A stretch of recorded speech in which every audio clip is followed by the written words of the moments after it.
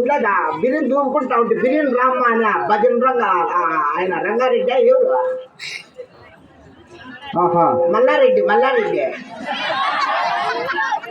మీ సంచులు ఉండేది అన్నా.